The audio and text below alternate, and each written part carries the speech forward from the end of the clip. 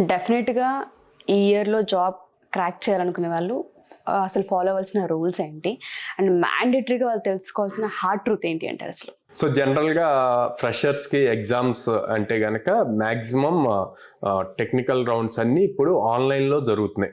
Online compilers వచ్చేసి అక్కడ ఏదో ఒక ప్రోగ్రామింగ్ లాంగ్వేజ్లో వాళ్ళకి వచ్చిన ప్రోగ్రామింగ్ లాంగ్వేజ్లో కంపెనీ వాళ్ళు ఇచ్చిన క్వశ్చన్ని సాల్వ్ చేస్తూ ఉండాలన్నమాట.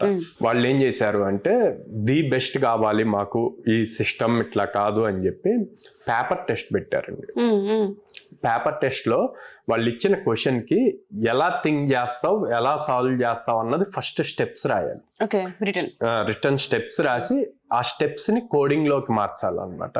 సో వాళ్ళు ఏం చెప్పారంటే మాకు అల్టిమేట్ ఫైనల్ ఆన్సర్ రాకపోయినా పర్లేదు, మీ process and thinking process, clarity of statement, ఇచ్చిన స్టేట్మెంట్ని అర్థం చేసుకునే క్లారిటీ గనక క్లియర్గా మాకు ఆడ విజిబుల్ అయితే వీళ్ళు హైర్ యూ అని చెప్పారనమాట.